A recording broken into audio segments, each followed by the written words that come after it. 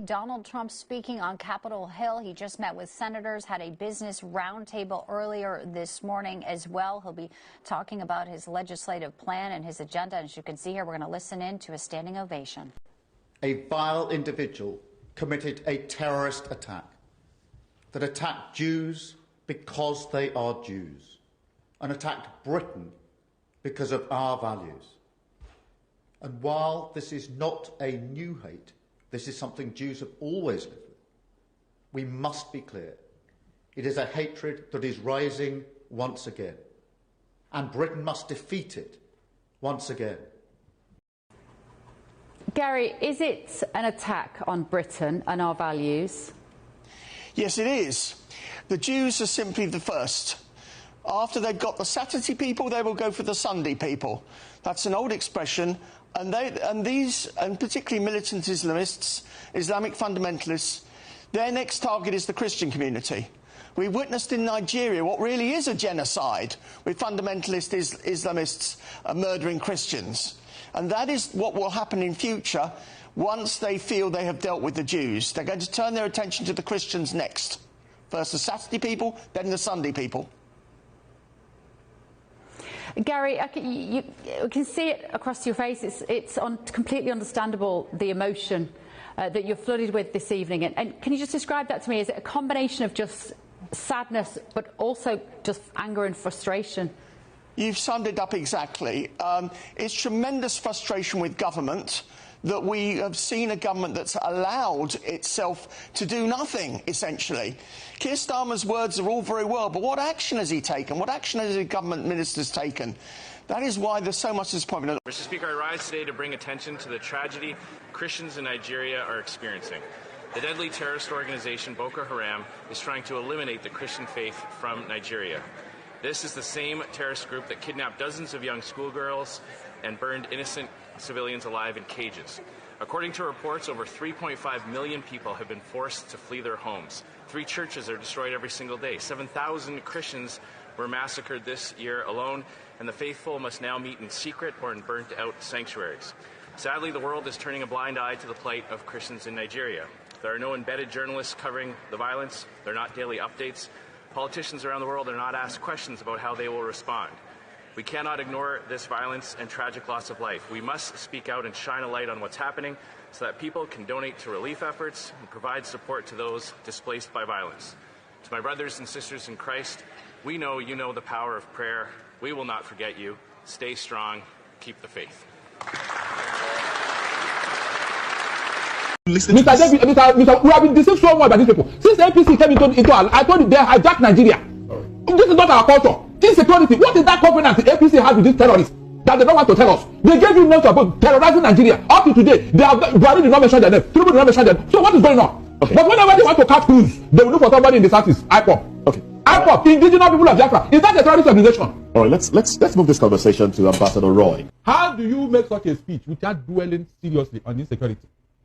Mr. Okura Moses, do you remember that whenever any president is being sworn in, he swore to protect life and property? That is the major issue they came to do to the people.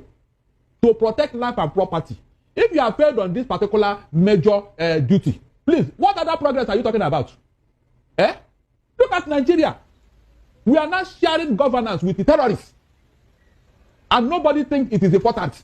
So how can you make progress where there is insecurity? Mention one particular country in the whole wide world where you have ever made progress with insecurity, bedeviling you. It can never happen. So all this speech is all about deceit, because it is not possible for Nigeria to make progress with this insecurity. It's not possible. It can never happen. Or except the president addressing this insecurity, he's wasting his time. Next year, he will still do another speech. But you will not tell Nigerians why the government is sharing power with terrorists. I mean, sharing power. They now decide what to do and what not to do. They tell Nigerian government what they want and they will comply. They give you their names. You can't even pronounce it. President Tinubu was quick to mention IPOP and ESN in the settings. But this other people did not. He didn't call their names out. He had never, since he came into office. These Fulani men that are terrorizing farmers, he had never called out their name one day. Can you compare IPOP and what they are fighting for and what people are doing to us? Can you compare it? So when you have not identified the problem, how can you solve it? How can you solve it? Every year, the same rhetoric. Good day, sir. Viewers, if you are watching, click on the like button as you are watching now. Drop your comment on this program and also share this program to others. U.S. Senator raises a motion to disintegrate Nigeria. What do you have to say about this? Well, it didn't come as a surprise. There has been developments regarding that over time. But what we want, they want to state clearly at this point in time is that Nigeria has become a country of concern. The senators and the Republicans met, in Oval Office with the President of the United States of America about a few hours ago, and there was this deliberation that was going on how Nigeria is going to be disintegrated because it has become a country of concern, even though the federal government of Nigeria has come out to actually, deny, anything like that. But are they actually sincere to themselves? And most of those things we are hearing from the Oval Office, right from the Washington DC, is that IPOB is not a terrorist organization, and they are not linked to anything terrorist anywhere in the world. As you continue to watch this video, you continue to see on the in the background, where you continue to see visible engagement and activities, of IPOB all over the world, So Nigeria is actually making mockery of themselves because definitely it has backfired. It is going to be a wider jubilation and something Nigeria will never believe will happen. It's getting closer. I can assure you, in honest truth, Biafra, as a sovereign nation, is here. It's here. United States government has disclosed very clearly that at this point, it is going to be something that no power on earth will stop. Biafra has come. I want to celebrate at this moment with Biafrans all over the world, and I want to say, in solidarity with Mazen Nnamdi Kanu for the legacies he has left for the Igbo people, all over the world. Yes, the Republican senators, wrote to the American Secretary of State, Marco Rubio, who acknowledged that it has become something that there is going to be some level of concentration on Nigeria, and with proof and what we are seeing today, it has become reality. Nigeria is going to experience disintegration, and even though we are hearing that Abuja, is struggling currently now with the reality and revelation that is coming from the most powerful, nation in the world. Mike Johnson, the House Speaker of United States government, has also, given an endorsement in that regard. They might not know, what is happening. A lot of people will say, how does this going to work? Of course, it is going to work. Very clearly, we are saying at this point in time that we do not need the criminal United Nations to step into the Biafran quest to disintegrate from Nigeria. But what we are saying at this point is that now we are gathering a global support, a global endorsement, with revelations coming from Canada, with revelations coming from even UK themselves, can no longer do much because, the power of, control has actually, left them. Even though there has been manipulation on, trying to rule Nigeria from behind the scene, control Nigeria behind the scene as a result of whatever interest they are thinking they are having. And it has become very clear now that the UK themselves has experienced the attack in one of the Jewish synagogues in the United States of in United Kingdom currently now, that prompt the Prime Minister, who is about to leave office for having supported terrorism in the Middle East, as taking a stand now that they are going to take decision over what is happening in, of course, Nigeria, in Africa, and of course, pointing at Nigeria. When they are talking about Nigeria, it is very critically clear, that the Nigeria-Biafra civil war was as a result of a religious war, was instigated, was turned, became a religious war between Muslim Nigeria and Christian Biafra. And when you are talking about the killing of Christians. It has gotten to the point. I can tell you, you can see the government of the world has been reacting. He said they have been watching development. It's not about what Bola Ahmed Tinubu went to the national TV, to indict himself. I can put it that way, because the IPOB, ESN does not share the same ideology with any terrorist organization in the world. Their ideology is specific, and what is the ideology? To stop the infiltration of jihadists, to stop killings of Christians all over the world, to make sure that they have a nation of their own where their destinies and their lives can be protected. As simple as that. That is the aim. And there's nowhere in the history of the world where we see Mazi Nnamdi Kanu, carrying gun against anybody, against any carrying gun against anybody, against any tribe, against any race, against any government, anywhere in the world. Then how come? That's what the United States of America is asking Bola Ahmed Tinubu. I hope he responds to this question. How come you label, these people a terrorist organization? Yes, the Southeast governors, in their quest to struggle popularity, in their quest to dismantle Mazi Nnamdi Kanu, in their quest, to whittle down the influence of Mazi Nnamdi Kanu, who is almost controlling over 85 million. Mazi Nnamdi Kanu word has become law and order. They went as far as conniving with the late president of Nigeria, Muhammadu Buhari, and that was the outcome of the kangaroo Islamic jihadist court in Nigeria that are still manipulating Nnamdi Kanu's freedom and right to, self-determination. Till this moment, Mazi Nnamdi Kanu is spending over 2,000 days in DSS custody, as I am speaking to you, for an offense he never committed. Whether they are going to release him or not, of course, the spirit of Biafra is taking over everything, everywhere. Currently now, the men on ground are not relenting for a minute. And I can tell you that it is not yet over. Nigeria will be surprised what is going to happen in the few moments from now. Yes, because the deliberations are already going on. The security agencies, the world security agencies have focused on Nigeria. Currently now, the Canadian government has reacted. The British government has reacted, endorsing the decision of the American Senate that Nigeria should be designated as a country of concern, meaning that every hand is on deck, things are being worked out on the ground, that Nigeria has gotten to the point of disintegration. And the reason, yes, you cannot factor that, you cannot deny that Christians are being murdered in Nigeria on a daily basis.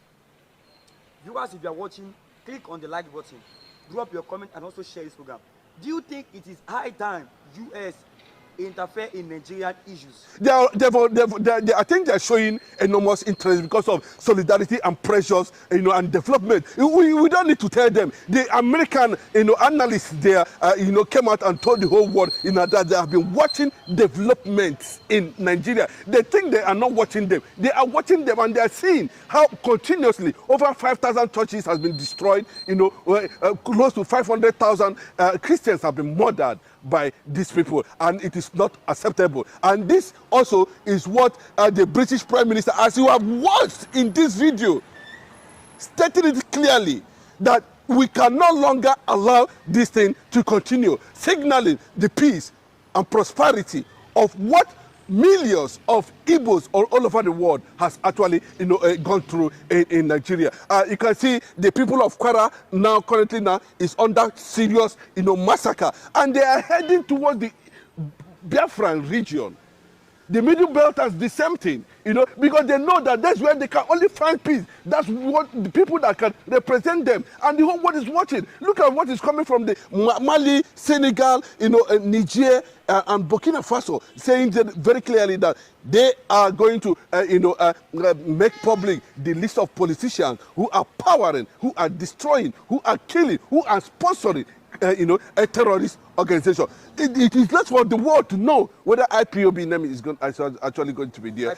Yes, whether Mazi Nnamdi Kanu name is going to be published by those who see. The names are already in the internet, but they are saying, the security experts are saying they are going to, publish it. We don't know who is who in that list, but the list is already here.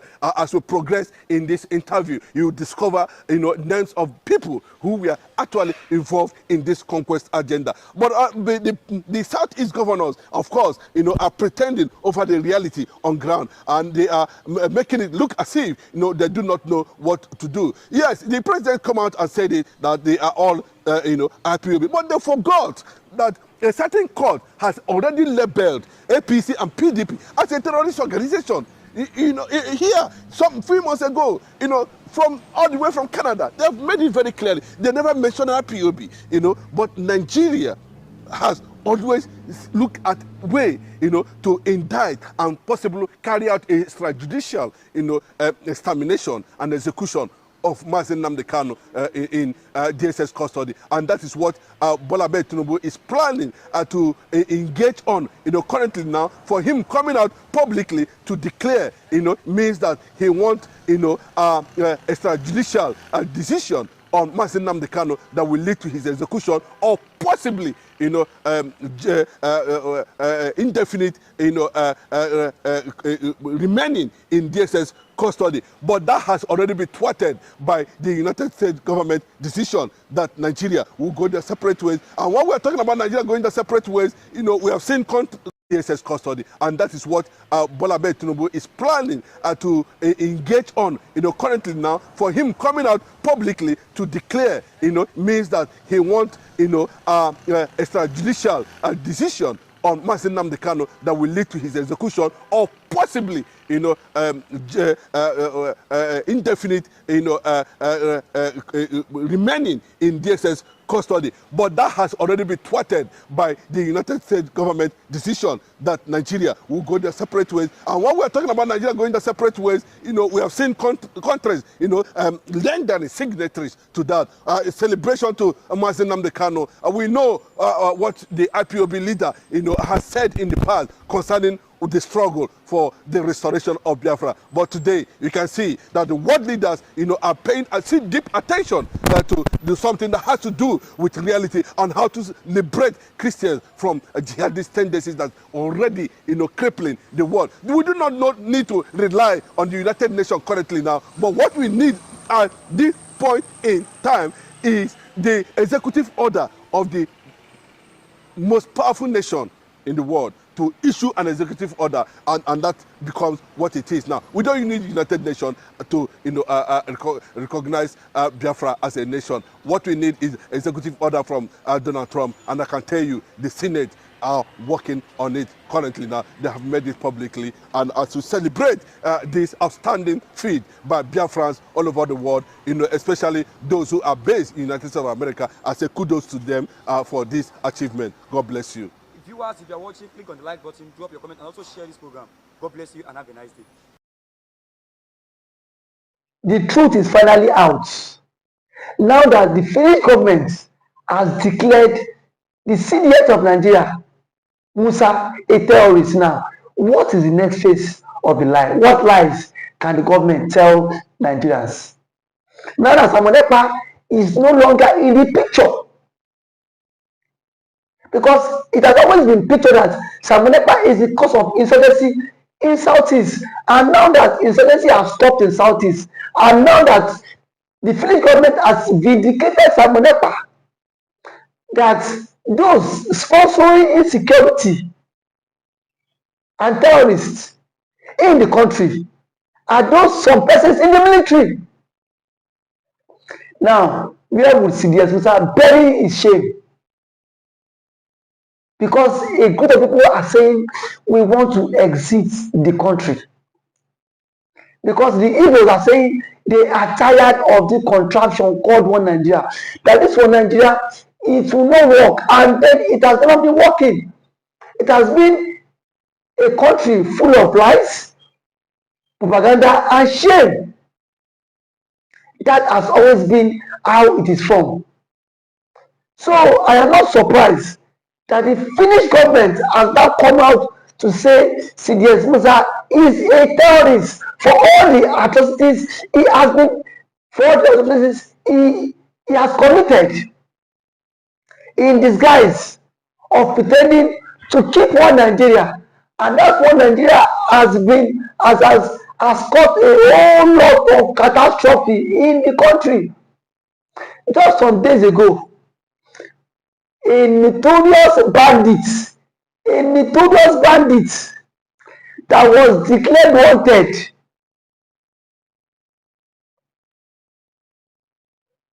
was seen in Katsina State with top government officials going for peace talk. Between Mazi Samonepa and that terrorist, who is more deadly? But here we are today. Mazi Kanu is still in detention. Kanu is still in detention because of the Igbophobia, of the hate. If Samonepa happens to be from the Fulani extraction, Samonepa would not be a terrorist. I can beat my chest because we've seen Fulani militias that have been given amnesty. We've seen Fulani militias that have been integrated into the society. Now that Finland have admitted to the ICC, Nigeria should